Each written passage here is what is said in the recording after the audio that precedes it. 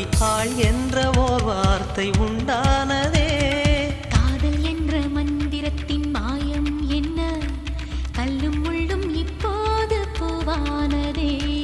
வானவில்லின் துண்டொன்று மண்ணில் வந்து யாருக்கும் சொல்லாமல் பெண்ணானதே. தென்மேற்கு